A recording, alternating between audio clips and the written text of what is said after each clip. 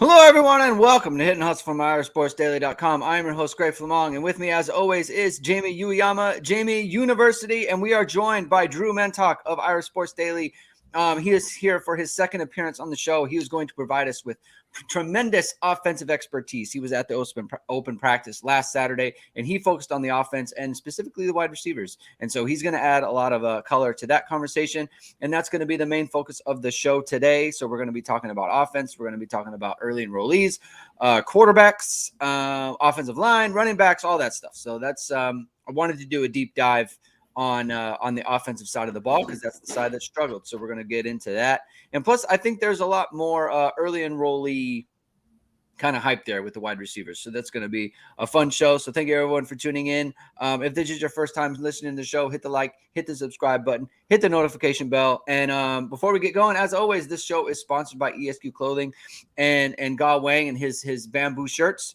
If you haven't seen the intro to the last show that we did on Tuesday, Jamie and we gave a full review. We are wearing our shirts that he sent to us. Most comfortable shirts we've ever put on, dress shirts, that is. Felt really good, felt tremendous, and we give it our highest recommendation. So go check out ESQclothing.com, and we are running a Ga Wang and ESQ are running a special for ISD members only. So you go to go and order on ESQclothing.com. Click or you put in the promo code ISD Spring, you get 23% off from now until the end of spring ball. So that's April 22nd. So from now until April 22nd, ISD Spring, 23% off all ESQ clothing purchases. Marcus Freeman wears the clothes, Jamie. That's a fact. He does. Wears the clothes. Ian Book, when he was on the show, he told me that he has a number of ESQ shirts that he has. So it's good stuff. It's very good stuff. All right, Pops, listen, we're going to give you one more show to celebrate the UConn Huskies. All right, congratulations again. Okay, this is the last one. No more, Pops. We're done with the UConn Huskies. All right, but congratulations to you. And S. Gomez is here, lunchtime listen. Chris Wawarka is here. Good afternoon. CFB Hertz is here. Afternoon, Jen. See, it's so heartening, Jamie. We changed the time.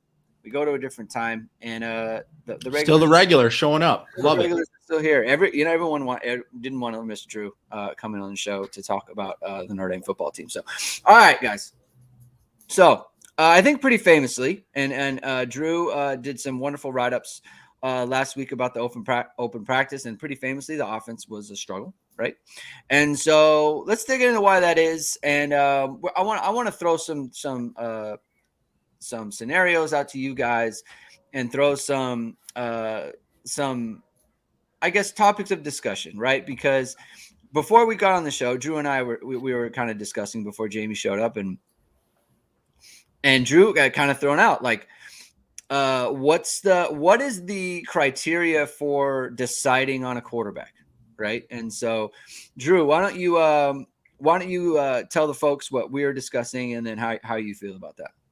Yeah, I kind of brought up, Matt mentioned, and I agree with this, that, if you just looked at that one practice we had last Saturday, that you could, come away from that thinking, Buckner is the better quarterback, looking at that isolated.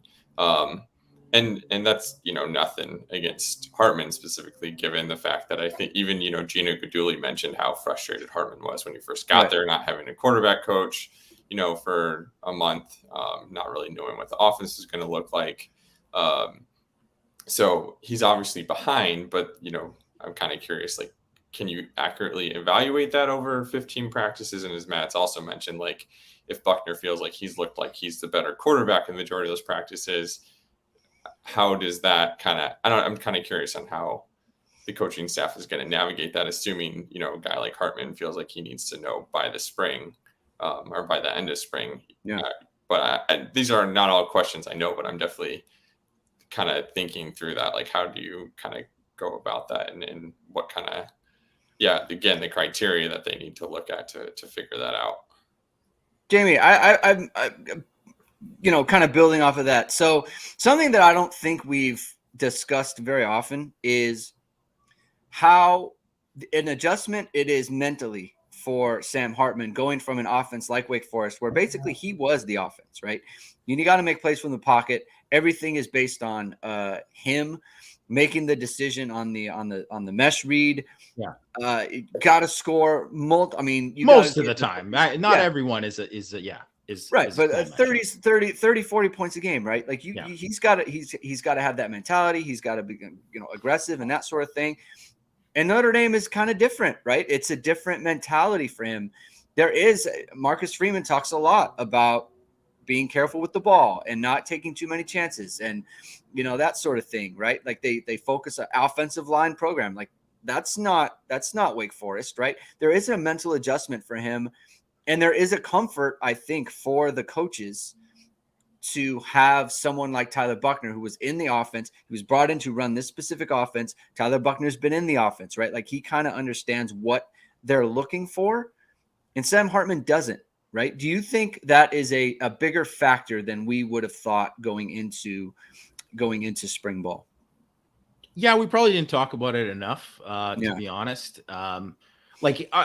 I mean, I wrote probably a million things about Sam Hartman before he came. So, and I know I did write about how it was going to be an adjustment no matter what. Like he was going to have to make that adjustment. And one of the things for what he has to show like NFL evaluators is that he can make that adjustment because the offense you run at Wake Forest is not anywhere close to what you're going to run in the NFL. And Notre Dame's offense is a lot closer to that. So that is something that he needs to do and he needs to be able to prove. But I think making that adjustment, the familiarity with the receivers, all that kind of stuff, you got to remember, like, so 3 of the guys that are the most prominent receivers on the team, Lorenzo Styles, Jaden Thomas, Deion Colsey, all those guys came in with Tyler Buchner. Like they came in, he's thrown to those guys a million times. Lorenzo Styles, I think they might've got offered on the same day, like, or whatever. Like it was around that same time they were at that camp. It wasn't Irish Invasion. It was another camp. Right. And they, had developed a relationship since then. So that's how far those guys go back. And Sam Hartman is kind of like just thrown in it. Right. And has to do it. And there's going to be an adjustment there. There's definitely going to be an adjustment there. I mean, I think you throw that in with the fact that, all of a sudden, I mean, we have no idea. We haven't heard anything to the fact that like, oh man, like Notre Dame is just getting a pass rush on like every day, right? Like they're just in the quarterback's face all day. Well, they were on that day, right? They were definitely pushing the pocket and making it uncomfortable. And Buchner had to move and Hartman had to move. And there was all of that. But then I think even you can look at it based on 7-on-7 and all that too. And Matt, tracked the numbers and stuff. And then just the overall numbers were not good for Hartman that day. And it kind of goes back to what I was saying about Andrew Kristovic. You can't just really judge someone just on one bad day, especially someone who was like, he was like a top 4 quarterback in the country on third down last year, right? He's like one of the best guys in the country, deep ball throwers in the country in terms of what his PFF grade and all that, right? So there's all those kind of things, and you're like, okay, well, you have that, and then they didn't push the ball down the field that day either. So it's like, well, they probably weren't helping him that day with that too. But you have to be thrown into situations that make you uncomfortable, and you have to overcome it. And kind of what it comes back to is you've got to be able to. You have to hear that Buchner has like stacked up, like he's stacked up so many days where he's the best quarterback. And that's before any really kind of talk. And it's also the kind of thing why you have the one open practice. You can't really go too far into it because we don't know if the next practice Hartman was lights out, right? And everything. And Drew, you've been to so many of the interviews and stuff too, where they've talked about, oh yeah, we've opened up the offense. We're pushing the ball down the field more. And that, is something that's because of Sam Hartman, right? Like he's one of the main factors behind that. So it's a little bit of how much can you take from that? I think all you can really take from it is that Buchner isn't completely out of it. anyone to think that like it's Hartman's job. It's definitely not all Hartman's job. He has to earn it. And we'll see if he does. And I mean, I think if we're still predicting today, I don't even care just based on one day. You'd say, yeah, of course, Sam Hartman's going to be quarterback. Right. I'm kind of preempting this. Like, this is a preemptive conversation, really. Because I do feel like we kind of have been discussing it as if it's a foregone conclusion, and it's a good reminder that it's not, right. And Chris Wawarka says, here it is. Spring and fall should be enough time, you would think, and that's true. But this is to Drew's point, is that Tyler Buckner is not sitting around waiting for Sam Hartman to figure it out. He's going to keep competing, and he's got a head start, right? And so that's kind of to Drew's point, is like, how long before it's like you start to say like, hey, this is going to take Sam Hartman like a little bit, and if Tyler Buckner keeps ascending, now you should have a problem, right? Like now I don't want to say a problem, but now you have a real. Now it's a real thing. Yeah. Now it's a thing. So that's the part where I think it's kind of interesting, and it's an interesting discussion. And just we have people in the chat talking about the birds. First of all, the birds on this situation are there. They are for this. It's in honor of the Masters, right? I have my green ISD hat on. The Masters is going on, and so we're piping in bird sounds just like the Masters does. So I just thought it was like how Mina Kimes always has Lenny. The her podcast, that her dog's on there. That's the birds are just part of. They're part of it. It's absolutely a bit. So yeah, that's what it's for. But okay, so speaking of the receivers, right? And Drew, you mentioned you watched the receivers a ton on Saturday. I want to start here. Matt and Jamie have kind of been, and myself, we kind of voiced a little bit of concern about Caleb Smith, the senior, talking about how he hasn't looked like a fifth-year senior guy. Right. He just looks kind of like moving around like a tight end, like not showing a lot of juice, right? Hasn't shown a ton of explosiveness and that sort of thing. What did you think of him on Saturday? What was your opinion of how Caleb Smith was moving around? Yeah, he's almost like hard to notice. I mean, he was kind of, coming in after some of the other second team guys. Like, he was mostly second and third team, but he wasn't even necessarily out there right away with Lorenzo Styles and Chris Tyree and 7-7 and some of those guys. And yeah, he just didn't seem to get open much. I mean, I know Jamie referenced like there's like kind of a back shoulder play, and he ended up, I forget who they threw a flag on, but the refs kind of bailed him out, and he didn't really come close to catching it. There's another play where he did kind of just like a stop route and turned, and the quarterback didn't throw it to him, and he just kind of waved his hands like that. But other than that, like, he didn't seem like that was like the most open he seemed to get. I know he had the red zone touchdown, which was just like a nice play, but he against Notre Dame's, press coverage that they were, doing a lot of, he definitely seemed to struggle to get open even when the ball wasn't coming his way. So, I mean, that's the biggest thing that stood out to me from him. And the fact that he was, not really doing anything with the first team at all. When you say the press coverage, who were the defenders in that situation? At least one time it was Ryan Barnes. And I know he beat, on the touchdown, it was against, Benjamin Morrison. Yeah. So that's right. On the stop route, I can't remember who was covering him on that. He didn't, right. The ball didn't, I think the quarterback kind of looked at him and it didn't even consider throwing it to him there. But see, that's where I'm concerned, Jamie, is like, you're struggling with, when we talked about it on the other day, like Ryan Barnes, you're struggling with Ryan Barnes. So you made a play against Ben Morrison, and that's good, right? But if you're not getting open, it's just like, that's tough. You need to be getting open, especially like in one-on-ones and 7-on-7s and stuff, where it's geared towards the offense. Like that's where it really you need to be open, and you need to be presenting yourself. I mean, the fact that Drew's saying like he's sometimes they're going out with a third team. I mean, they don't have that many guys, right? Like, so you're talking about early enrollees are getting run over him. So that's tough. Well, I think the other thing is that when you see when you talk about like him having struggled to like separate and press, like he's a 6-year guy. So it's not like he's like coming in and you're like, oh, well, he's barely played or whatever. It's like, no, he's played a lot of football. Right. So, and it also would be a bit different if we, add like Matt had seen him earlier, obviously, and Drew, you probably had seen him too in some of those early, just like those 5 period days.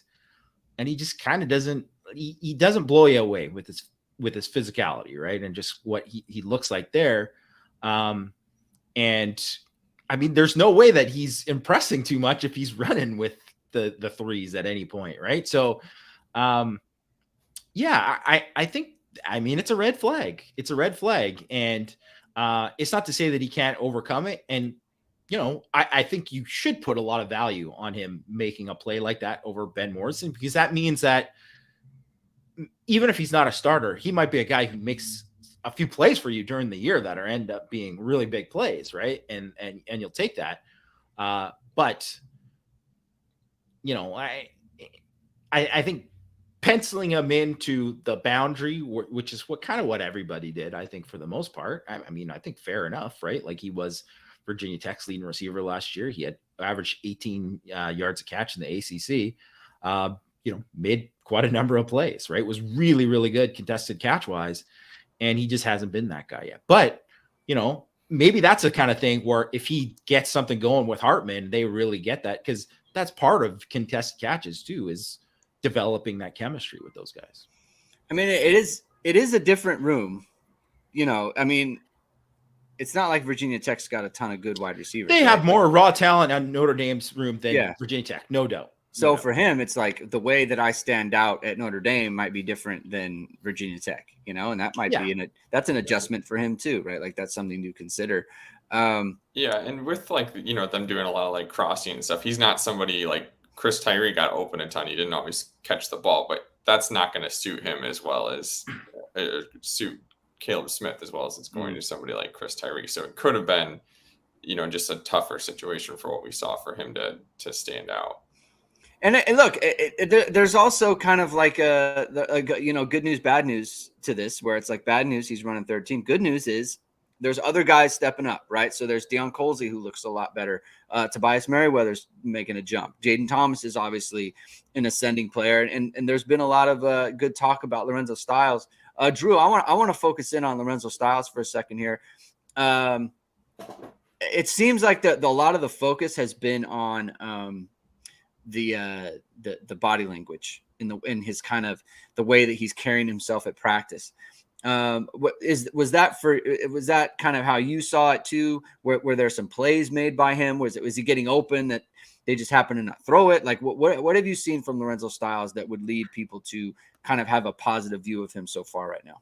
Yeah, I think it is even noticeable just in the earlier practices where we only got to see the first 5 periods. Like, he definitely just seems like more confident and more assured. And I think kind of just even leading a lot of like the drills and stuff, Coach Stuckey does some kind of interesting drills where he'll take like the speed hurdle and you have to hop on one foot back and forth. And it doesn't seem like the easiest, most natural thing to do. And I feel like Lorenzo Styles is, maybe somebody out there helping demonstrate or going early and just like kind of running through those. And I feel like taking that leadership and kind of doing these kind of awkward drills is like kind of the first thing that kind of jumped out to people, in addition to what, Coach Freeman said in his first press conference. So I think that's where it started. He didn't make a ton of plays in the full open practice we saw. And he was running more so with like the twos, but he did look more confident and smooth. And I know he had at least a drop, but again, he went after practice and was like working jug machine trying to get better. So it doesn't seem like it was like, oh, I'm going to dwell on this. I'm going to take this and try and improve, Yeah. Chris Wawarka asked, who's the go-to wide receiver? I think this is where Jamie's Jaden Thomas wide receiver 1 kind of comment is accurate. Because I see him as like 3rd and 4, right? We're going to do something to get Jaden Thomas the ball, right? I kind of see him in that mold. I think he's more than that, right? I think that He can get vertical and that sort of thing. He can be a first and second down guy, not just a possession player. But I think that's where his great utility is for this team. It's like he's the go-to guy. And the next receiver I want to talk about is Tobias, where it's like he might have the most impressive season out of everyone at wide receiver, but not necessarily the go-to. If you kind of understand where I'm coming from, Mm-hmm. it's like Jaden Thomas is kind of like the steady security blanket guy, always going to be around, whereas Tobias is going to be that big play. You know, if he caught between 40 and 50 catches, like he's approaching that 18, 19, 20 yards per reception, that sort of thing.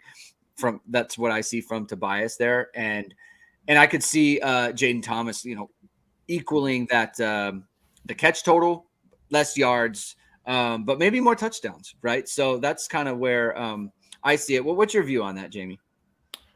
In terms of I could easily see that. In terms of like where I do think that's where there could be a difference, because everybody thinks kind of wide receiver one, they think of the most stats, right? Like they think of really, but they think of like your numbers, your touchdowns, big plays, whatever. And it's not to say that isn't part of it, but I mean, a big part of it is it's 3rd and 6. You got to get a first down, right? Like really the wide receiver one for Notre Dame last year was Michael Mayer, right? Like he was wide receiver one. And I think even the year before, you could argue that wide receiver one was probably Mayer / Kyron Williams, right? Like those were guys that they would specifically try to get the ball to on 3rd down to try to move the chains, right? So, and I do think that even though I mean, he didn't have, I mean, no one really did, but I don't think, Drew would agree with me that Jaden Thomas certainly didn't have a lights out practice. I think he would probably still be the favorite to be the guy that, it's 3rd and medium, 3rd and long. They're going to probably try to get the ball to him. He's going to be a guy that they think can win a matchup because he can win a matchup in other ways. You put a bigger guy on him. I mean, I think he's quick. He's going to be quicker than most of them. You put a small guy on him, he can body that guy up, right? And that's where he has that kind of advantage. And until like someone like Merriweather or Colsey or whoever ends up being a guy that you can consistently feel like, hey, they can win in these situations, and then I would say he's almost by default, he's the kind of the guy right now. But I think it's also TBD. Like it could very well change, and that's also something where maybe Jaden Thomas is the beginning of the year, but then if Tobias Merriweather is coming on, he's by the end of the year, he's the guy, right? That's something that could happen. I mean, there's so many young guys that really everybody's really unproven. I know obviously Thomas contributed last year. There's just, he didn't prove himself as the guy though, right? No one has proven as the guy, and that still needs to be shown by all of those guys. And I don't think we should discount Deion Colsey either. I mean, he had 9 catches, 9 first downs, right? I mean, he was a big 3rd down guy for Notre Dame last year. So, that's go-to receiver type production, right? Like when you're doing that. Chris Waworka asks, any quick juke guys? I mean, I think this is where, in terms of quick, like this is where Chris Tyree would come in. I think Lorenzo Styles after the catch is. Yeah, for sure. He's really by far the best guy after the catch. That's his greatest utility. I mean, he runs strong. I don't know that I would describe him as quick juke, but he's tough to bring down, right? He showed that in high school. He showed that at Notre Dame as a freshman, especially when it's just like you can't bring him down. Even last year, like there were moments where it took multiple players to bring him down. So that's why I think that comes in. And for me, I think there's an open question about, we talked a lot about where Chris Tyree fits in to this team. To me, I think that given the nature of the offense and what they have, if Hartman, we are going to assume for a second, even Tyler Buckner, like I think with the way that Estime slimmed down, I think Logan Diggs has slimmed down a little bit, and you've got Tobias coming on and Jaden Thomas and that sort of thing. I don't think that you need to create plays with a player like Tyree. Like I think Tyree last year was it's like we need to get him the ball, because someone needs to make a big play, because if he doesn't, no one else is going to, because we don't have that in the offense. And I think whether it's Hartman or whether it's Buckner, I think that Notre Dame's going to be able to create big plays with their quarterbacks without having to rely on someone like Tyree, where it's like, give him the ball and have him make someone miss, and then he can go create an explosive. Like, I think that his explosives will come through the nature of the offense rather than give him the ball and have him make something happen. It's kind of like my view on him. And I don't think his work is going to be like, his volume is going to be very high. What do you think about that, Drew? What did you think of Chris Tyree? I know beyond the catching issue. So we know he had trouble catching the ball. So yeah, I mean, I think there's some ways you could come away from the practice encouraged to a degree. I mean, he got open a lot. There's a reason why he had a lot of drops, and that's because he consistently got open. I wouldn't say he's like obviously he's still adjusting the wide receiver position. Yeah. So it's not like he's a like well-refined route runner at this point, and he still was open frequently. I do think with his size and some of those like crossing routes and stuff, if you miss him high, that is kind of a little dangerous. But if he catches some of those and he's running across the field and cuts up, like those could go for big play. So I do think as he's adjusting to this position, if he can become more sure-handed and continue to progress as a route runner, I do think there's a chance for him to work within the offense and kind of create some of those big plays just by catching and run, catching it off the crossing route and going or something like that. I'd be more curious, even in drills on air, he hasn't looked great, catching things over the shoulder and things like that. He's not perfect in that area, but if he can improve on what we saw, a lot of the drops we saw on last Saturday, I think that could be a huge asset, and no one really provides that kind of speed from that position. So, I mean, it is better. He does need to get open before he becomes a great pass catcher, right? I mean, that in the progression of his kind of transition there, he does. The problem is that is there enough time for him to, like, this is the type of thing that there is. You think I this? think so. Yeah. Tell me about it. Tell me about it. Well, I mean, the thing is, the one thing, especially with like catching the ball and all that kind of stuff, is like, I mean, Greg, like in the summers, I mean, you're doing 7-on-7 all the time. Yeah, all the time. You're working stuff. You're like throwing with quarterbacks all the time. So, I mean, either he'll have it or he won't. Like it'll happen or it won't happen, but it won't be from lack of chances to try to get better. Like he'll have time to develop that. And I mean, it's always kind of a process. And look, like Lorenzo Styles wasn't someone you were like, oh man, he really had a hard time struggling catching football before, and then last year couldn't catch anything, right? Jamar Chase, like literally like the best hands in college football, and then couldn't catch anything when he started in Cincinnati. And then, he went back to having like some of the best hands in the NFL. So, I mean, it can happen, and guys can run hot and cold or whatever. And also too, like by the end of spring, like everyone will shut up about it. If Chris Tyree in the spring game, catches the ball really well and makes a couple catches too, right? That's just how it goes. I do want to kind of like, the one thing though is that what we kind of didn't see is on those kind of third downs kind of situations too. We didn't see, and it's early, right? And they're not going to reveal like too much to us right now. Right.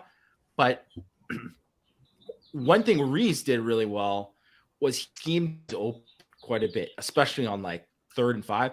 It's like, he could maybe get a play where they'd isolate and maybe kind of force it into a Michael Mayer, because they knew he could win, right?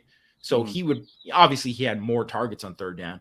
But think of how many times during the season where he had like plays where it was like, this is a play, like I believe it was in the bowl game, right? Where Tyree motioning out of the backfield, running into the flat, right? They knew it was man coverage. He's got the corner and the thing that it was like an automatic pick route. He catches, right? Like that kind of stuff, right?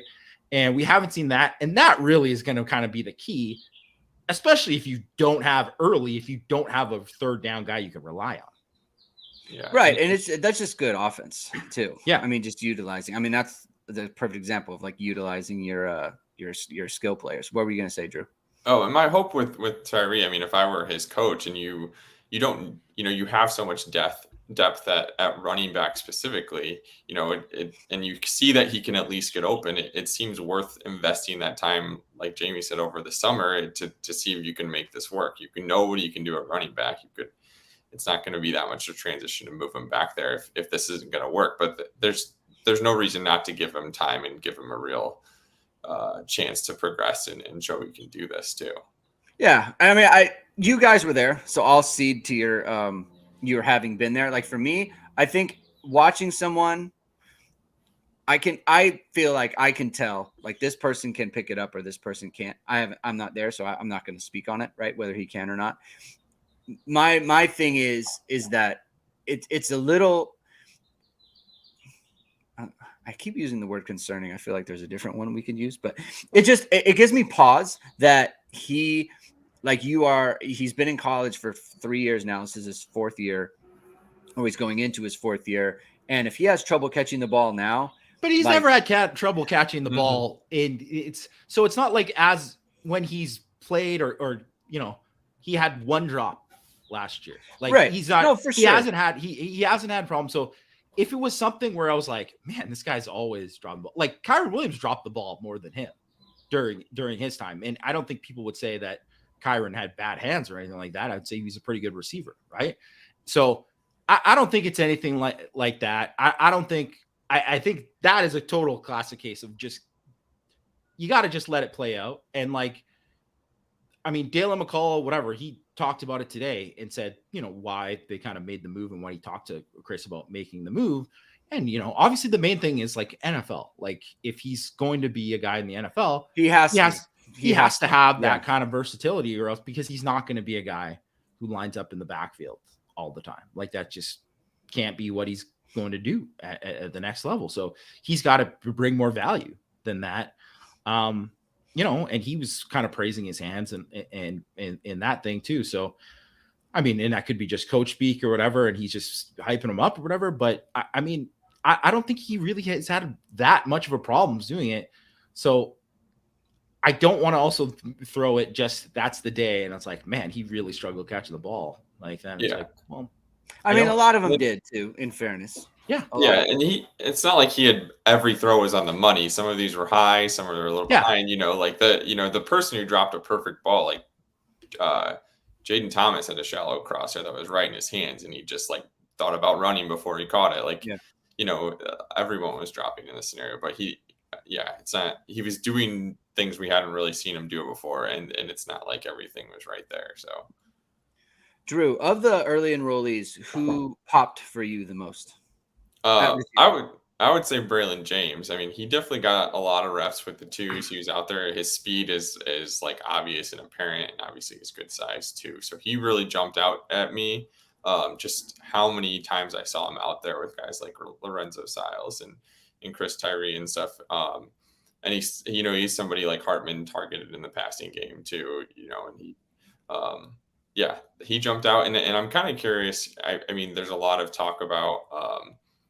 As a route runner, you can tell he's not as refined. He's, faster, but I'm kind of curious if maybe he's picked up the playbook aspect a little bit more. There was one time near the end of practice, it kind of seemed like as they're going out to the left, like Jaden Greathouse bumped into him and he kind of adjusted him and told him where to line up. I know Rico Flores at one point kind of had to call timeout because he wasn't sure where he needed to be lined up. And I wonder if maybe he's getting more of those like reps with the twos, is because even if he's not great at this one aspect, he's picking up this, the playbook better, and his athleticism is enough to overcome that aspect. That's not me, any like inside information, but that's just kind of what I was curious about, because he didn't seem as kind of lost at times as the other two were. That's interesting insight in terms of I hadn't thought of the playbook aspect with him. And not that I didn't think there was anything with him, but it would be a differentiator for these guys, right? Because I feel like they're all pretty close. They're all kind of there. I think that it is true that Flores and Greathouse are probably a little bit more advanced from a route running standpoint, but I think the playbook trumps all, right? If you know it and he can get out there and run, and I think they're all, and I think, correct me if I'm wrong, I think they're all physically there in terms of you don't have to worry about those guys from a physical standpoint. Like if they can get it, you can trust them. They'll put them out there. Like, would you agree with that, Drew? Yeah, definitely. I mean, the only one Greathouse had one kind of, freshman mistake where he caught the pass and then crossed it out and didn't protect it right away, and Ryan Barnes came up and stripped it and forced a fumble. So that was the only thing that really stood out. That was like, oh, I don't know about like that. That's something that would need to be cleaned up. But I guess anybody can make that mistake in a game too. But I would say physically they all look great. I mean, Flores looks great running routes. Like he stands out in most things he does too. So yeah, I think they're all. I wouldn't be surprised if any of them contributed early next fall. Where did Braylon James line up? Was he to the field? Was he to the mostly to the field from what I remember. Okay. Yeah. I mean, so in my opinion, and I wonder where you feel about this, Jamie, is I feel like it's Colsey. I feel like it's Colsey Smith boundary. I think inside you have Jaden Thomas. Like that's going to be his spot. I think you'll have Tobias to the field. And so then like Lorenzo Styles, will he be field slot? Like, where do you feel like Lorenzo Styles' best spot is, Jamie? Maybe that's a better way to put it. I think either of those spots would be pretty good for him. I think it just kind of depends what you want to do. And kind of like, I kind of think like almost like when Lorenzo Styles in it. First of all, Lorenzo Styles is a good blocker too. Yes. So that's another thing. That would lend itself to the slot, especially. So I think when you look at that and you have and Thomas is obviously a good blocker. I mean, you can also hand the ball to Lorenzo Styles, and that's like a lot of like that's a slot thing. That's Chris Tyree obviously is a slot. Jane Greathouse was getting some work in the slot too, right? So like it. And Flores, I think he can play outside or whatever, obviously, but I think ultimately I envision him as a slot guy. So there's they have a lot of guys who can play the slot. So I think when you look at it from that perspective, it's probably better if you kind of got to know both of those, right? But he wants to be there with Tobias at the field. I think that's going to be important with it. But allow me a little mini rant here on the early enrollees. Nothing bad against them. I think this is great that they go. If you guys have probably noticed that the early enrollees, so Jaden Greathouse and Enrico Flores, they've shared, like they made some good, really nice catches, right? They've shared like Rico Flores, like on IG and stuff. Yeah. Right? Which is awesome, right? Which is awesome. Like that's great that they show that, because I mean we're not getting a chance to see it, so we see that they're making plays. That's obviously a positive, and if that's not something that is in. They only basically, other than those mic'd up videos, where, by the way, didn't really see a lot from Ramon Henderson in that practice because they didn't really test him. Saw a lot from him in that Chris O'Leary video, right? Yeah. Had a nice pick, had a nice stick at the goal line. Like, great job from him. But so that's the kind of stuff that there wasn't IG before. So you never saw, but you didn't see that before, and you see that now. And obviously receivers, they like to show off a little bit. Let's be honest. They like the love. They like it's the love. It's easier for them to have things to show off with. That's true. That is definitely true as well. But it's like, so Greathouse and Flores sharing that stuff, and it's awesome. Please continue to share that. I hope they do. But it's like almost like a little misleading, because you could easily just say like, oh man, look at these guys are tearing it up. And like, you look what Drew said about like, well, but it was James running with the twos.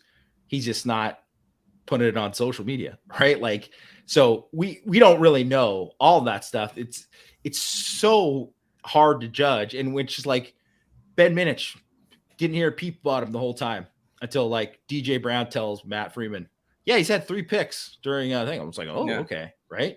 And then all of a sudden, like, Greg starts holding his chest because he's thinking of Kyle Hamilton, right? So, just that kind of thing too. Like you never saw it before, and it's like it's good to have it, and I'm glad. Like, please continue. Like, I want to see more of that kind of stuff. I hope we see it from all of these players, but you're not going to get it from a lot of guys because most guys aren't going to be doing it, but like, or they're not sharing it. Maybe, right? They probably get clips, they just don't share it or whatever.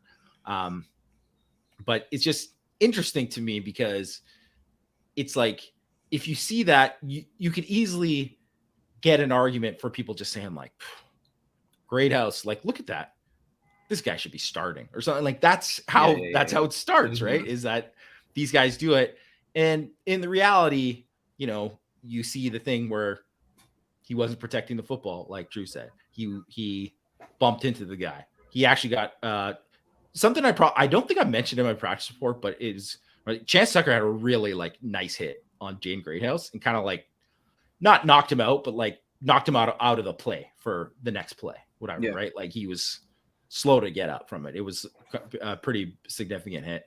But I mean, you're not putting that on an IG, right? So that like that kind of stuff. Maybe Chance Tucker will. Yeah.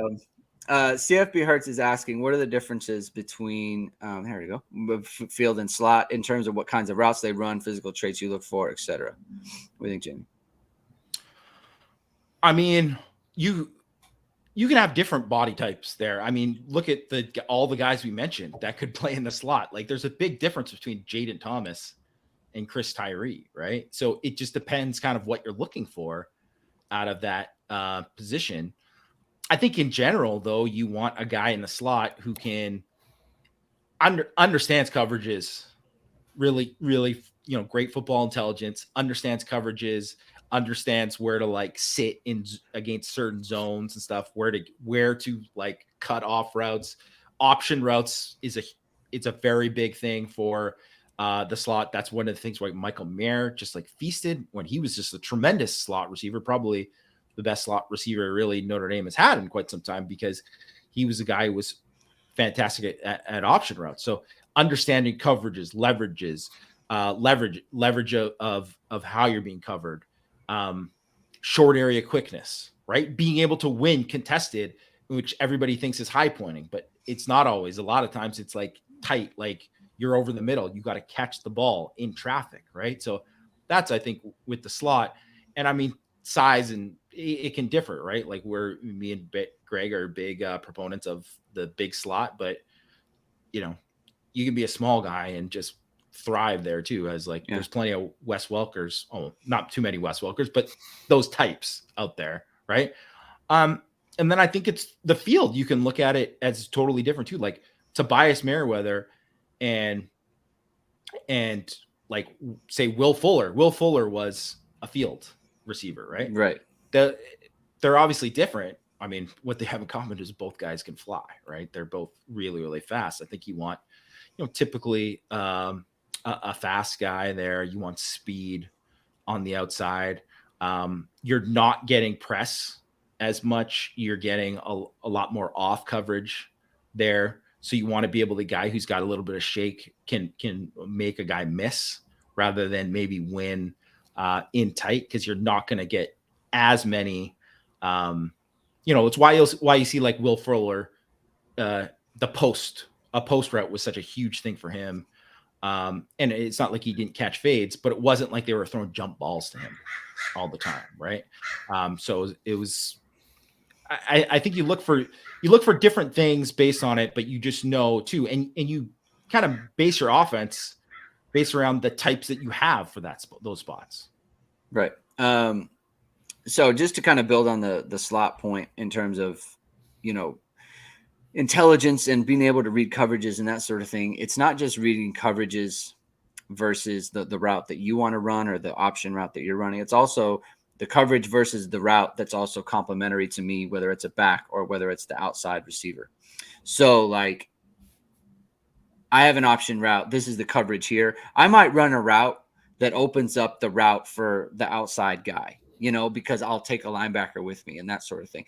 Like that's the kind of intelligence that you want in terms of just understanding the offense and the coverage versus the play that you guys are running. The other part too, is we've kind of mentioned like the size.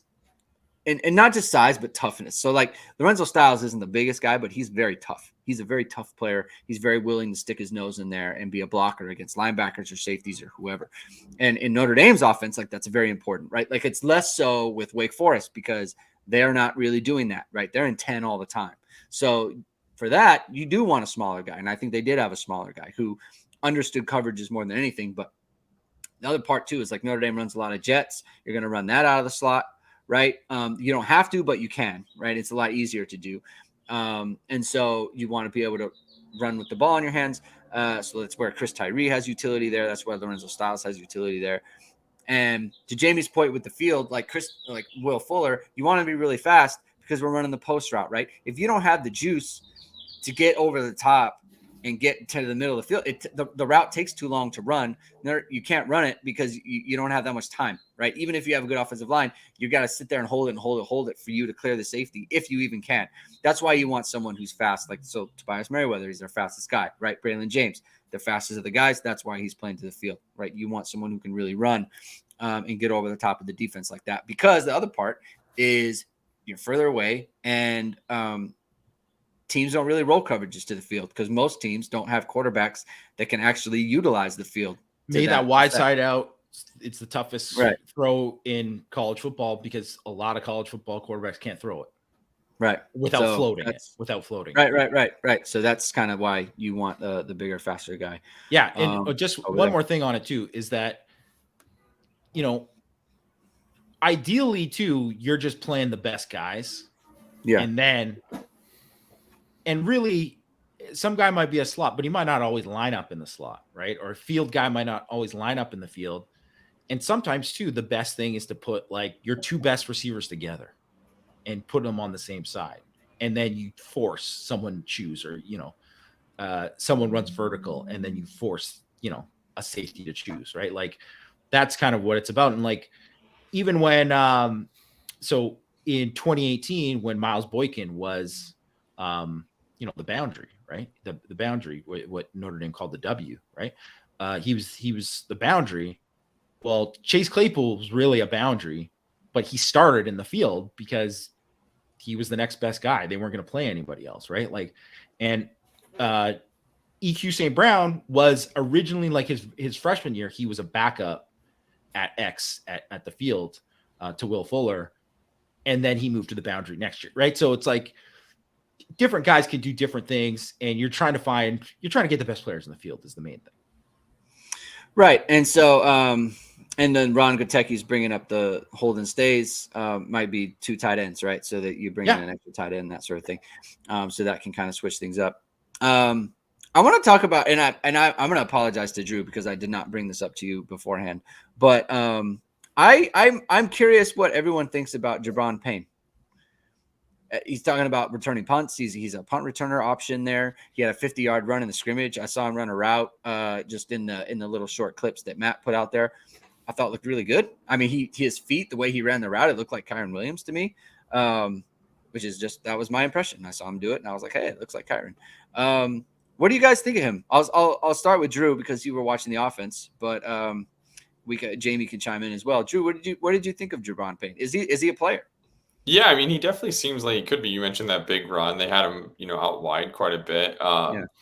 You know, so they didn't run the ball a ton, so it was hard to really get a good look at him from that perspective. And also from the standpoint that, you know, with Logan Diggs out, he was kind of the second string, or, you know, going with the ones and twos. Other than that, it was a lot of walk-ons. So he didn't get a lot of work running the ball, and he was by default the second string running back on the day. But I mean, he definitely looks like he's in better shape. I know he, you know, dealt with a lot of injuries in the back half of his high school career. It looks like he's kind of seems to be back to the player he was, you know, before he kind of had to deal with those. And it's definitely really intriguing what they can do with how, you know, that running back room should just be loaded, which kind of adds to why it makes sense to move Chris Tyree to wide receiver for now, because they have so many other good potential options there.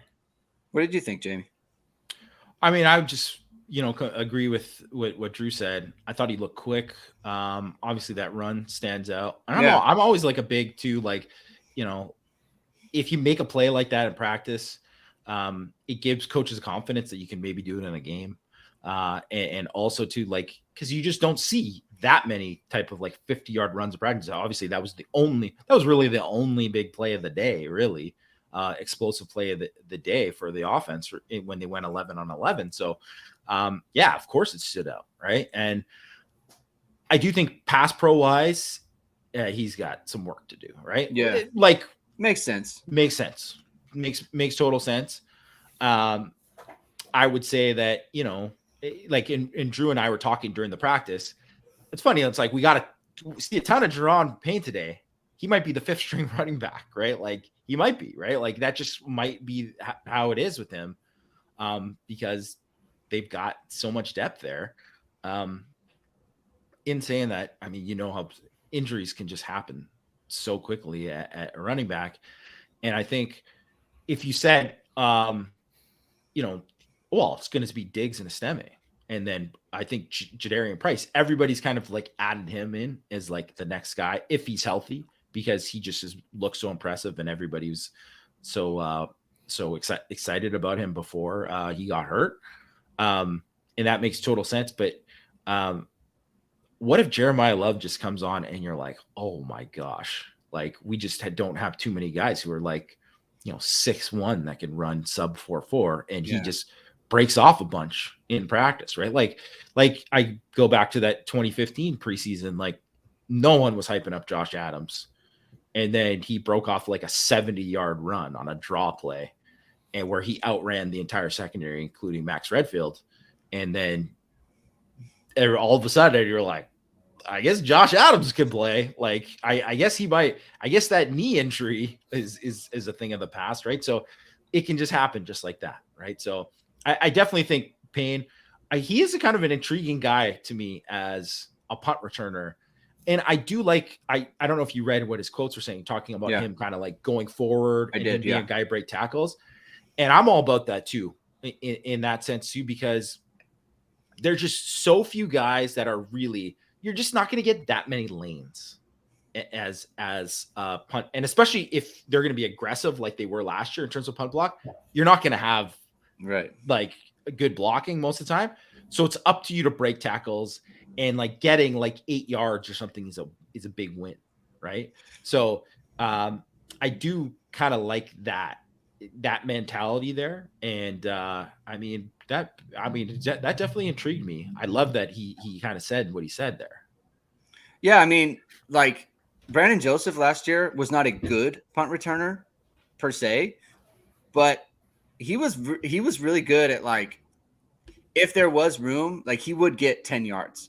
Yeah. And that makes a big difference, right? Like that's why, like, you see Notre Dame when they lead the nation in like field what was that?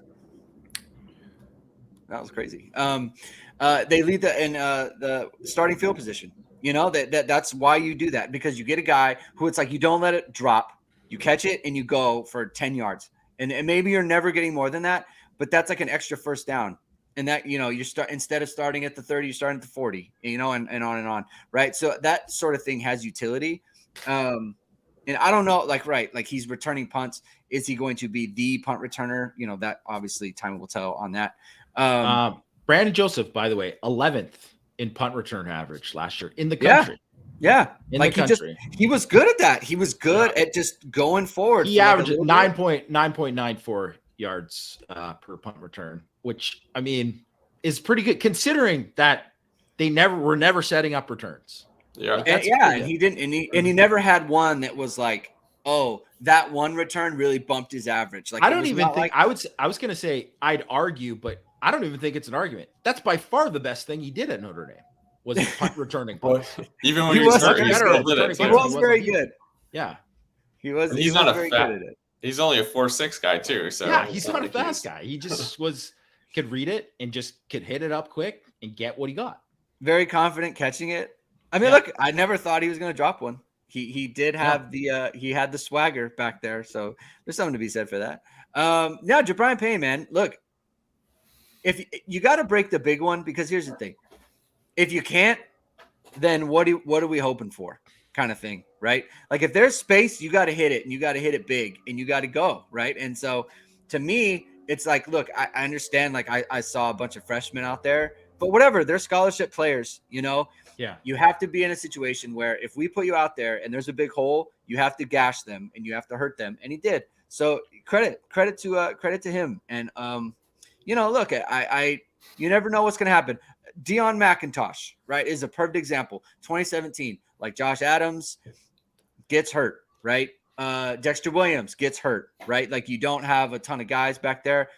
What's Deion McIntosh doing in the game against Michigan State or against NC State, right? Oh, there he goes, ripping off big runs, right? So like Sibo Flemister, there you go. Like you just never know, and so you just want to have that guy who has utility back there. So I think that's important. Any parting shots from you, Drew, on the offense of what you saw? I mean, I think the biggest thing is just that you know, the two tackles, like they're going to be a lot of fun to watch this year. I'm kind of curious if Blake Fisher stays at, you know, that kind of slim down 310, or if they're going to, you know, put some weight back on as we get closer to the fall. But I mean, they're both, you know, fun to watch. So, Jamie, Notre Dame, this is the ultimate NIL situation. Okay, make it so that Blake Fisher says, you know what, Notre Dame's taking care of me NIL wise. I'm gonna stay after Joe Alt leaves and be a left tackle and get drafted in the first round. That needs to be like their focus, like not like non-football team focus for like the next year, because I think that's the way to go with him. I think that is super important. That's a good point. I also think that Michael Mayer and Isaiah Foskey, and I know Mayer was going to have to come back anyways, but like, so Foskey and Patterson, whatever, those guys, I heard they got taken care of pretty good. Like, I think I think they did okay. Maybe they weren't, you know, doing Dub Men Plus like our guy Sam Hartman. Like, wow, that was pretty nice to see. That's pretty cool. Yeah, good for him, man. Good for him. He's not getting that at Wake Forest, I'll tell you that much. He's definitely not getting that already. Cut the check. He's you know, Procter & Gamble, whoever it is, who makes Dove Men Plus. Yeah. Yeah, sorry. I was also just smirking there because I just was looking at the list of the names of punt returners, and you know, Kool-Aid, Xavion, Smoke, Natron. Just a lot of great names there. I mean, Kool-Aid McKinstry, I think who people know, who was like a 5-star guy, but just, I mean, you got that. So Jabron, I think it fits. Let's go, Jabron. And the way with the apostrophe with the, yes, Jabron. I think it's got to make him the punt return front runner. Notre Dame could have a Nitro Tuggle in their class in 2020. In 2024. Yeah, you gotta love Nitro. You gotta go for it. You gotta just for the name itself. All right, we're gonna end it there. Thank you so much, Drew, for coming on the show and providing the insight. Learned lots of good stuff. You're the man. We're gonna have to have you on again. Maybe after spring goes and we'll all watch the spring game. We'll all talk about what we saw. So thank you everyone for tuning in. We are going to be back next week. We're going to have to, Jamie, you and I are going to have to commiserate because next week is spring break for my family. And so everyone's going to be home. So we're going to have to figure out our schedule. But so we'll talk about that and there'll be updates to go. Everyone have a good weekend. Hit the like, hit subscribe button, hit the notification bell. Links to the podcast are below in the description. So you can listen to us on the podcast. So if you haven't subscribed there, please do so. Leave a rating, leave a review. 40 reviews, Jamie, all 5 stars. It's all going well. That's what we love to see. That's on Apple Pod. So thank you, everyone. Have a great weekend. Enjoy the Masters, and we'll talk to you next week.